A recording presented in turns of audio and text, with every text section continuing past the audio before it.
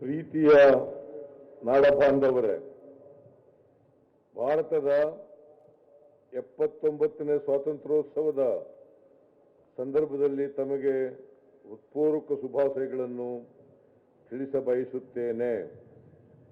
British ಸಾಮ್ರಾಜ್ಯಶಾಹಿ ಆಳ್ವಿಕೆಯನ್ನು ಕಿತ್ತೆಸೆದು ಧೈರ್ಯ, ತ್ಯಾಗ, ಸ್ವರಾಜ್ಯದ ಸಂಕೇತ ಮತ್ತು ಸಮಸ್ತ ಶಕ್ತಿಯಾದ ತ್ರಿವರ್ಣ ಧ್ವಜವನ್ನು ಸಂಭ್ರಮದಿಂದ ಆರಿಸಲಾಯಿತು.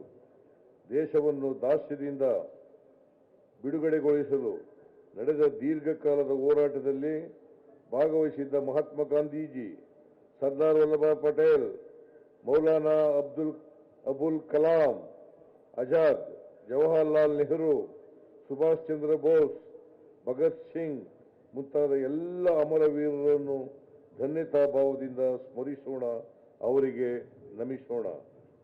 ದೇಶದ ಸ್ವಾತಂತ್ರ್ಯ ಹೋರಾಟದಲ್ಲಿ ಕರ್ನಾಟಕವು ಮುಂಚೂಣಿಯಲ್ಲಿತ್ತು.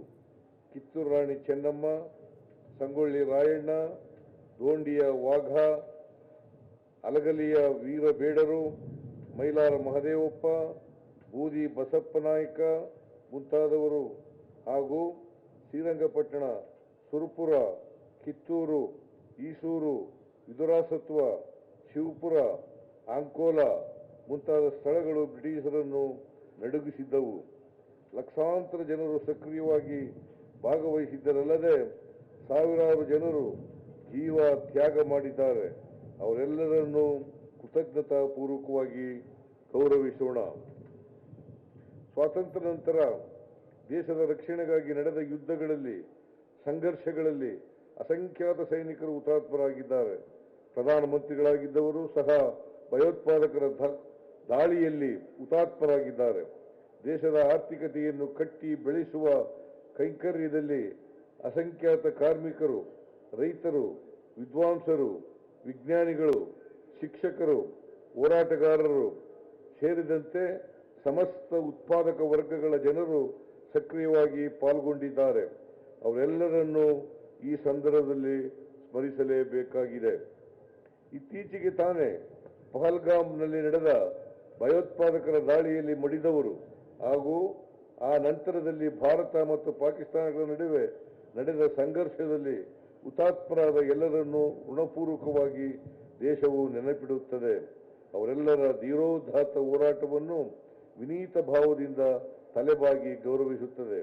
ನಮ್ಮ ಹೆಮ್ಮೆಯ ನವಭಾರತದ ನಿರ್ಮಾಣದಲ್ಲಿ ತ್ಯಾಗ ಬಲಿದಾನಗಳನ್ನು ಮಾಡಿದ ಮಹಾನ್ ವ್ಯಕ್ತಿಗಳ ಮಾತುಗಳನ್ನು ನೆನಪಿಸಿಕೊಳ್ಳುವುದು ಈ ಸಂದರ್ಭದಲ್ಲಿ ಔಚಿತ್ಯಪೂರ್ಣ ಎನಿಸಿದೆ.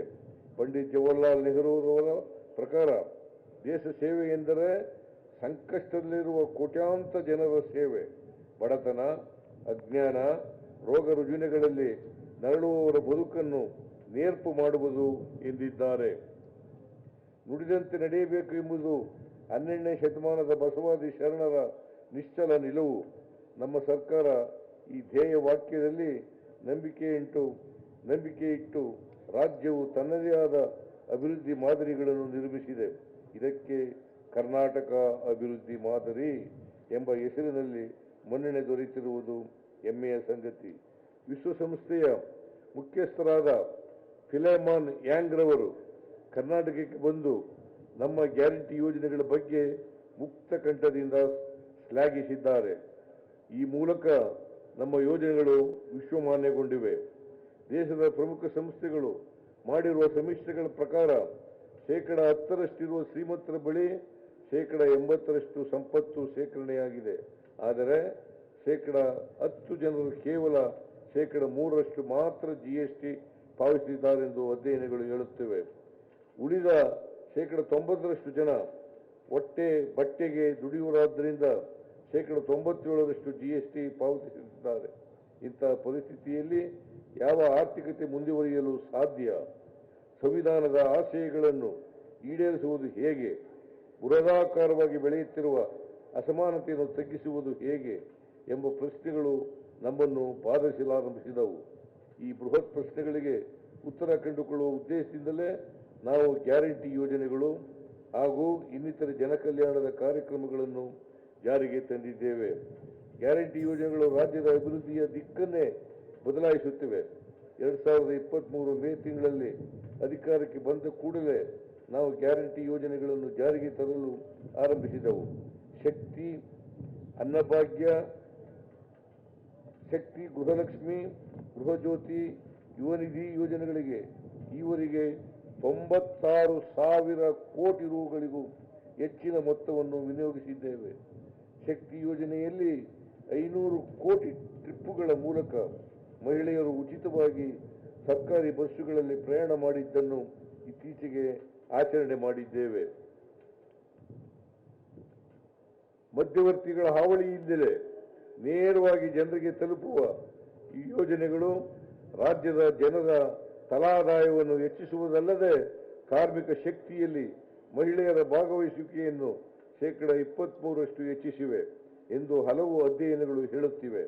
ನಾವು ಶಕ್ತಿ ಯೋಜನೆಯನ್ನು ಜಾರಿಗೊಳಿಸುವುದರ ಜೊತೆಗೆ ಸಾರಿಗೆ ಇಲಾಖೆಗೆ ವಿವಿಧ ಮಾದರಿಯ ವಾಹನಗಳು ಸೇರಿದಂತೆ ಒಟ್ಟು 5,049 ಹೊಸ ಬಸ್ಸುಗಳ ಖರೀದಿ ಮತ್ತು 8,473 ಸಿಬ್ಬಂದಿಗಳನ್ನು ನೇಮಕ ಮಾಡಿಕೊಂಡಿದ್ದೇವೆ.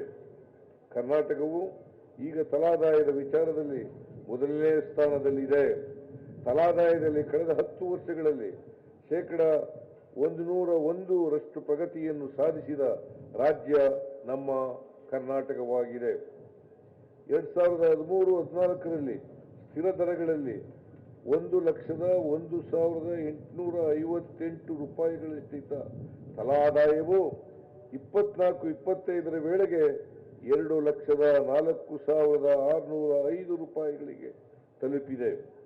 ನಮ್ಮ ಸರ್ಕಾರವು ಗ್ಯಾರಂಟಿ ಯೋಜನೆಗಳು ಸೇರಿದಂತೆ ಸಹಾಯಧನ, ಪ್ರೋತ್ಸಾಹಧನ, ವಿದ್ಯಾರ್ಥಿ ವೇತನ, ಸಾಮಾಜಿಕ ಯೋಜನೆಗಳಿಗಾಗಿ ವಿನಿಯೋಗಿಸುತ್ತಿರುವ ಪಿಂಚಣಿ ಮುಂತಾದವುಗಳಿಗೆ 1,12,000 ಕೋಟಿ ರೂಪಾಯಿಗಳಿಗೂ ಹೆಚ್ಚಿನ ಮೊತ್ತವನ್ನು ಜನಕಲ್ಯಾಣಕ್ಕಾಗಿ ಖರ್ಚು ಮಾಡುತ್ತಿದೆ. ಬಾಬಾ ಸಾಹೇಬ್ ಅಂಬೇಡ್ಕರ್ ಅವರು ನವೆಂಬರ್ 25, 1949ರಂದು ತಮ್ಮ ಸಂವಿಧಾನ ಸಮರ್ಪಣಾ ಭಾಷಣದಲ್ಲಿ ನಾವು ಕೇವಲ ರಾಜಕೀಯ ಪ್ರಜಾಪ್ರಭುತ್ವದಿಂದ ಸಂತೃಪ್ತರಾಗಬಾರದು, ರಾಜಕೀಯ ಪ್ರಜಾಪ್ರಭುತ್ವಕ್ಕೆ ಆಧಾರವಾಗಿ ಆರ್ಥಿಕ ಪ್ರಜಾಪ್ರಭುತ್ವವನ್ನು ಏರ್ಪಡಿಸಿಕೊಳ್ಳಬೇಕು. ಆರ್ಥಿಕ ಪ್ರಜಾಪ್ರಭುತ್ವದ ಬುನಾದಿ ಇಲ್ಲದೆ ಹೋದರೆ ರಾಜಕೀಯ ಪ್ರಜಾಪ್ರಭುತ್ವಕ್ಕೆ ಉಳಿಗಾಲವಿಲ್ಲ. ಸಾಮಾಜಿಕ ಪ್ರಜಾಪ್ರಭುತ್ವವು ಬಹಳ ಮುಖ್ಯ. ಸ್ವಾತಂತ್ರ್ಯವನ್ನು ಸಮಾನತೆಯಿಂದ ಬೇರ್ಪಡಿಸುವಂತಿಲ್ಲ. ಹಾಗೆ ಬೇರ್ಪಡಿಸಿದರೆ ಕೆಲವರ ಸರ್ವಾಧಿಕಾರವಾಗುತ್ತದೆ.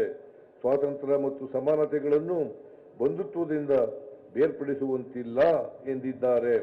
ಬಲಾಢ್ಯರು ಮಾತ್ರ ಬದುಕಬೇಕು, ಉಳಿದವರು ಗುಲಾಮರಾಗಿ ಬಲಾಢ್ಯರಿಗಾಗಿ ದುಡಿಯಬೇಕು ಎನ್ನುವ ಮನುವಾದಿ ಸಿದ್ಧಾಂತದ ಮಾದರಿಯೇ ಸಾಮಾಜಿಕ ಡಾರ್ವಿನ್ ವಾದ. ಈ ಮೃಗೀಯ ಸಿದ್ಧಾಂತಕ್ಕೆ ಎದುರಾಗಿ ಅಸಹಾಯಕರಿಗೆ ಮೊದಲು ಆದ್ಯತೆ ಸಿಗಬೇಕು ಎನ್ನುವುದು ನಮ್ಮ ಸಂವಿಧಾನ ವಾದ. ಆದ್ದರಿಂದ ನಾವು ಸಂವಿಧಾನದ ಉಳಿವಿಗಾಗಿ ಪಣ ತೊಡೋಣ. ಜನರ ಬದುಕಿನ ಸ್ಥಿತಿಗತಿಗಳನ್ನು ಅರಿತುಕೊಳ್ಳಲು ಹಿಂದುಳಿದ ವರ್ಗಗಳ ಆಯೋಗದ ಮೂಲಕ ಸಾಮಾಜಿಕ, ಶೈಕ್ಷಣಿಕ ಸಮೀಕ್ಷೆ ಮಾಡಲು ತೀರ್ಮಾನಿಸಿದ್ದೇವೆ. ಸಮರ್ಪಕವಾದ ಅಂಕಿಅಂಶಗಳು ಮಾತ್ರ ಜನರ ಬದುಕಿನ ಗತಿಯನ್ನು ಬದಲಾಯಿಸಲು ಕಾರಣವಾಗಬಲ್ಲವು. ನಮ್ಮ ಮೊದಲ ಆದ್ಯತೆ ಅಂಕಿಅಂಶಗಳ ಸಂಗ್ರಹ. ಆ ನಂತರ ರೂಪಿಸುವ ಯೋಜನೆಗಳಲ್ಲಿ ವಿಶೇಷ ಪ್ರಾತಿನಿಧ್ಯ ಕೊಡಬೇಕಾಗುತ್ತದೆ. ಹಾಗೆ ಮಾಡದಿದ್ದರೆ ನಾವು ನಮ್ಮ ಸಂವಿಧಾನಕ್ಕೆ ಹಾಗೂ ಸ್ವಾತಂತ್ರ್ಯ ಹೋರಾಟಕ್ಕೆ ಅನ್ಯಾಯ ಮಾಡುತ್ತಿದ್ದೇವೆ ಎಂದು ಭಾವಿಸಬೇಕಾಗುತ್ತದೆ. ಈ ಹಿನ್ನೆಲೆಯಲ್ಲಿಯೇ ಪರಿಶಿಷ್ಟ ಜಾತಿಗಳಲ್ಲಿ ಒಳ ಮೀಸಲಾತಿ ಹಾಗೂ ಹಿಂದುಳಿದ ವರ್ಗಗಳ ಸಾಮಾಜಿಕ ಶೈಕ್ಷಣಿಕ ಸಮೀಕ್ಷೆಯ ವಿಚಾರಗಳನ್ನು ಸರ್ಕಾರವು ಗಂಭೀರವಾಗಿ ಪರಿಗಣಿಸಿದೆ. ಕಳೆದ 2 ವರ್ಷಗಳಲ್ಲಿ ರಾಜ್ಯದ ಅಭಿವೃದ್ಧಿ ಮಾದರಿಗೆ 250ಕ್ಕಿಂತ ಹೆಚ್ಚಿನ ಪ್ರಶಸ್ತಿ ಪುರಸ್ಕಾರಗಳು ಲಭಿಸಿವೆ.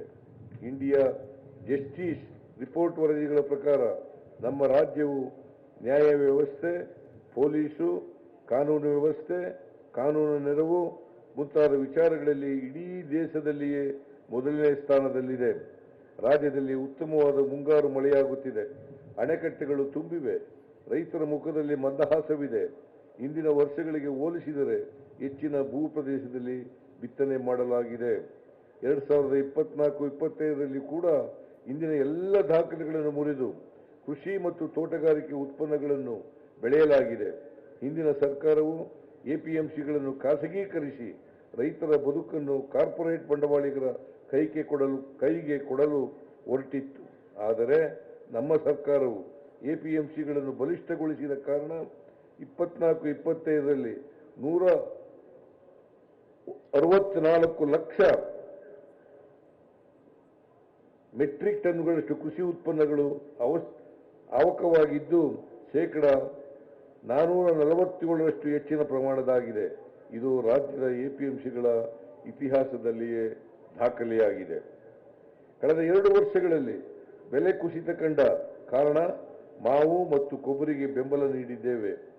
ವಿವಿಧ ಕಾರಣಗಳಿಂದ ಬೆಳೆ ಹಾನಿಯಾದ ತೊಗರಿಗೂ ಪರಿಹಾರ ನೀಡಿದ್ದೇವೆ. ಅಡಿಕೆ ಮತ್ತು ತೆಂಗನ್ನು ಬಾಧಿಸುತ್ತಿರುವ ರೋಗಗಳ ನಿವಾರಣೆಗೆ ಈ ಸಾಲಿನ ಬಜೆಟ್ನಲ್ಲಿ ಅನುದಾನಗಳನ್ನು ಒದಗಿಸಿದ್ದೇವೆ. ನಮ್ಮ ಸರ್ಕಾರವು ಕೃಷಿ ಮೊದಲು ಸರ್ವಕ್ಕೆ, ಕೃಷಿಯಿಂದ ಪಸರಿಸುವುದು ಈ ಕೃಷಿಯನ್ನು ಉದ್ಯೋಗಿಸುವ. ಗಮನಿಸ್ತಾ ಇದ್ರಿ ಸಿಎಂ ಸಿದ್ದರಾಮಯ್ಯ ಅವರು ಸರ್ಕಾರದ ಸಾಧನೆಗಳು ಮತ್ತು ಸರ್ಕಾರದಲ್ಲಿ ತಲಾದಾಯ ವಿಚಾರದಲ್ಲಿ ಕರ್ನಾಟಕ ಹೇಗೆ ಮೊದಲ ಸ್ಥಾನದಲ್ಲಿದೆ ಅನ್ನೋದನ್ನೆಲ್ಲ ವಿವರಿಸ್ತಾ ಇದ್ರು. ಕಳೆದ 10 ವರ್ಷಗಳಲ್ಲಿ ತಲಾದಾಯದಲ್ಲಿ ಪ್ರಗತಿ ಕಂಡಿದೆ ಮತ್ತು ಆರ್ಥಿಕವಾಗಿ ಕರ್ನಾಟಕ ಸಾಧನೆಯ ಶ್ರೇಣಿ ಯಾವ ರೀತಿ ಇದೆ ಅನ್ನೋದನ್ನ ವಿವರಿಸ್ತಾ ಇದ್ರು. ಹಾಗೂ ಈ ಸಾಮಾಜಿಕ ಶೈಕ್ಷಣಿಕ ಸಮೀಕ್ಷೆಗೆ ಸರ್ಕಾರ ನಿರ್ಧಾರ ಮಾಡಿದೆಯಲ್ಲ, ಮರು ಸಮೀಕ್ಷೆಗೆ, ಅದನ್ನು ಕೂಡ ಪ್ರಸ್ತಾಪ ಮಾಡಿದ್ರು. ಭಾಷಣದ ಆರಂಭದಲ್ಲೇ ಸಿಎಂ ಸಿದ್ದರಾಮಯ್ಯ ಅವರು ಪಹಲ್ಗಾಮ್ ಉಗ್ರ ದಾಳಿಯನ್ನು ಪ್ರಸ್ತಾಪ ಮಾಡ್ತಾ ಭಯೋತ್ಪಾದಕ ದಾಳಿಯನ್ನು ತೀವ್ರತರವಾಗಿ ಖಂಡಿಸಿದ್ರು. ಹಾಗೆ ಪ್ರಾಣ ಕಳೆದುಕೊಂಡವರನ್ನ ಕೂಡ ಸಿಎಂ ಸಿದ್ದರಾಮಯ್ಯ ಅವರು ಸ್ಮರಿಸಿದ್ರು. ಸರ್ಕಾರ ಹೇಗೆ ಗ್ಯಾರಂಟಿ ಯೋಜನೆಗಳ ಜೊತೆಗೂ ಕೂಡ ಸರ್ವಾಂಗೀಣ ಅಭಿವೃದ್ಧಿಯ ಕಡೆಗೆ ದೃಷ್ಟಿಯನ್ನ ನೆಟ್ಟಿದೆ ಅನ್ನೋದನ್ನ ವಿವರಿಸೋ ಕೆಲಸವನ್ನ ಹಂತ ಹಂತವಾಗಿ ಪ್ರತಿ ಕ್ಷೇತ್ರಕ್ಕೆ ಸಂಬಂಧಪಟ್ಟಂತೆ ಮಾತನಾಡ್ತಾ ಇದ್ರು.